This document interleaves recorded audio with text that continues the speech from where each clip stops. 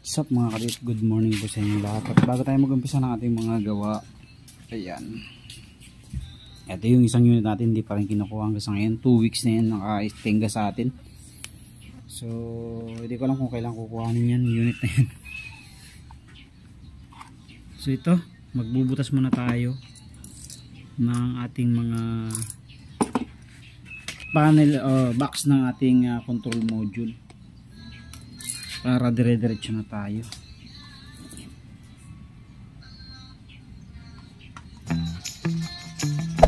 Hey there, subscribe to my channel and also press this bell icon.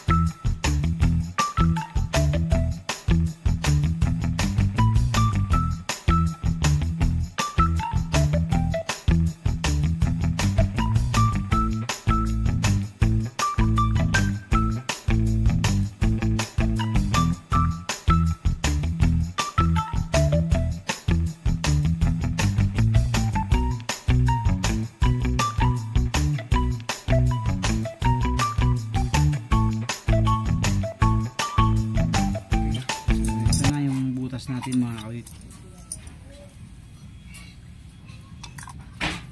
sa right side ang butas. Ito yung top natin eh. Ito yung top, ito yung right side. Okay, sa harap naman tayo mga kadit magbubutas. Ito yung ano natin, jig natin. Yan. Sukat na yan mga kadit kasi isang sukat lang naman lagi yung ating box, kaya sukat na to. Ayan.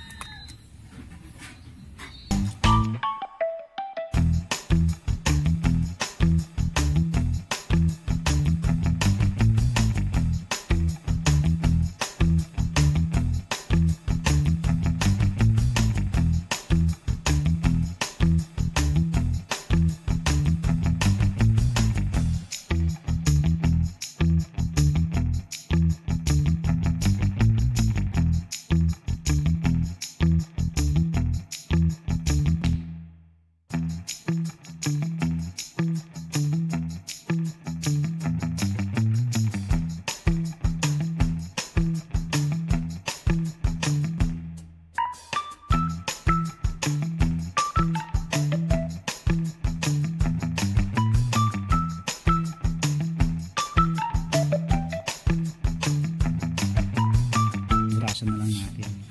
Sintruhan muna natin kasi pagka hindi natin sinintruhan at diniretso natin na malaki yung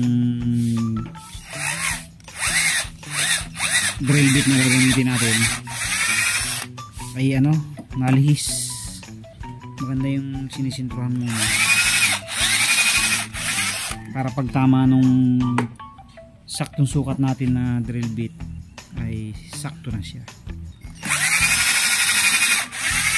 Hindi na siya nilihis.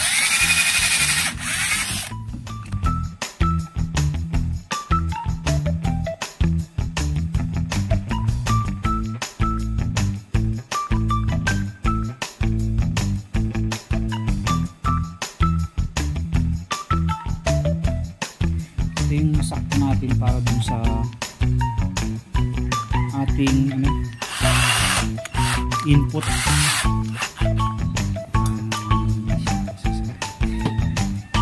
Siya tatalsik.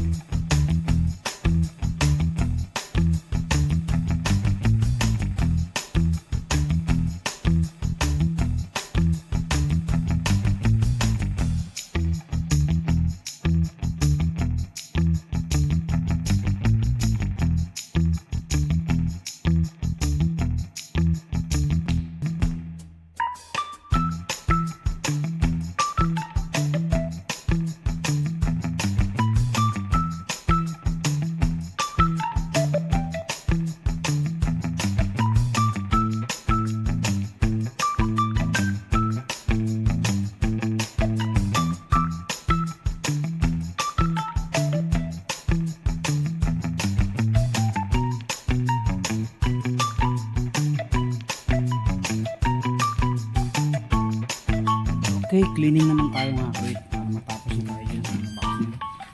Mamaya na lang, sa mga susunod na araw na lang natin assemble yan kasi marami pa tayong gagawin.